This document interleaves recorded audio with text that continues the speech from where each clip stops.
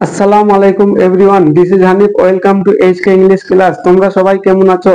আশা করি তোমরা সবাই ভালো আছো এবং প্রতিদিন স্পোকেন ইংলিশ প্র্যাকটিস করছো।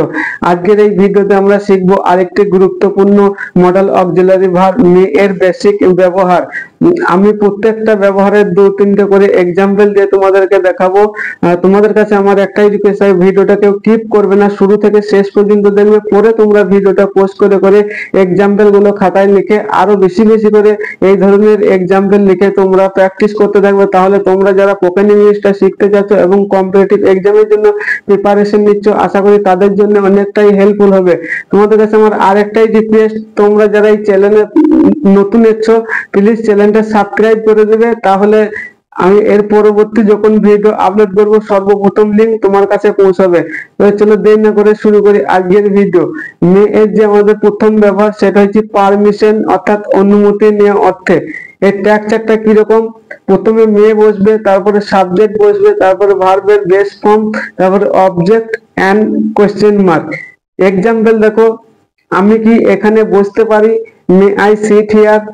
আরেকটা এক্সাম্পল দেখো, আমি কি আপনার কম্পিউটারটি ব্যবহার করতে পারি? May I use your computer. আমি কি পেনটা নিতে পারি? May I take the pen. এবার আমরা শিখবো মেয়ের আরেকটি ব্যবহার। আমরা তো সবসময় পারমিশন নিতে পারি, কিন্তু পারমিশন তো আমাদেরকে অনেক সময় দিতে হয়। তা পারমিশন দেওয়ার সময় স্ট্রাকচারটা কিরকম হবে? স্ট্রাকচারটা প্রথমে সাবজেক্টকে বসাবো, তারপরে মেয়ে বসাবো, তারপর ভার্বের বেস ফর্ম, তারপর object and full stop. Example দেখো, তুমি আমার মোবাইলটি ব্যবহার করতে পারো। You may use the mobile. তুমি এখন খেলতে পারো। You may play now. তুমি এখন যেতে পারো। You may leave now. এবার আমরা শিখবো মের আরেকটি ব্যবহার, পসিবিলিটি অর্থাৎ সম্ভাবনা অর্থে।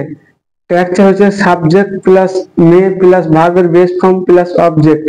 এখানে একটা কথাই মনে রাখবে, মেয়ের পরে ভার্ব আসলে আমরা ভার্বের বেস ফর্ম ইউজ করব। V2 V3 এর কোনো ঝঞ্ঝাট নেই। এবার এসো এক্সাম্পল দেখি। আমি আজ অফিস যেতে পারি। I may go to office today. Rahim আজ বইটি কিনতে পারে। Rahim may buy the book today. আজ বৃষ্টি হতে পারে। It may rain today.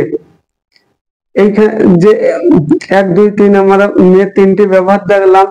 এই ব্যবহারগুলো তোমরা মে এর জায়গায় ক্যান কুড ইউজ করেও সেন্টেন্স গুলো তৈরি করতে পারো। যারা ক্যান এবং কুডের ভিডিও দুটো দেখো নাই, ডিসক্রিপশন এবং আই বটমে লিংক দেওয়া থাকবে। এই ভিডিওটার পরে ওই ভিডিও দুটো দেখে নিবে, তাহলে তোমরা মে ক্যান কুড এর ডিফারেন্সটা কি অনেকটাই বুঝতে পারবে। এবার এসে আমরা দেখি মে আরেকটা ব্যবহার, উইশ বা ওপ, ইচ্ছা বা প্রার্থনা অর্থে। এক্সাম্পল দেখো, আল্লাহ তোমার ভালো করুন। May Allah bless you. তুমি দীর্ঘজীবী হও। May you live long. তুমি জীবনে সুখী হও। May you be happy in your life. এই ছিল আমাদের মে এর কিছু বেসিক ব্যবহার।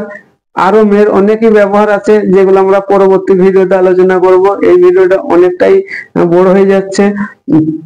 আর এই ভিডিও রিলেটেড যদি তোমাদের কোনো প্রশ্ন থাকে তাহলে কমেন্ট বক্সে কমেন্ট করবে, আর তোমার বন্ধু রিলেটিভদের সঙ্গে ভিডিওটা শেয়ার করে দিবে। আর নতুন ভিডিও পেতে তোমরা চ্যানেলটা সাবস্ক্রাইব করে রাখবে। আমি যখনই ভিডিও আপলোড করব সর্বপ্রথম লিংক তোমাদের কাছে পৌঁছাবে। আর যারা ফেসবুক থেকে দেখছো, প্লিজ ফেসবুকটা ফলো করে দিবে। ততক্ষণ তোমরা ভালো থেকো, সুস্থ থেকো। আবার দেখা হবে নতুন ভিডিও, নতুন টপিক নিয়ে। যেতে যেতে ভিডিওটা লাইক করে দিও। Thank you for watching this video. Tata, bye by.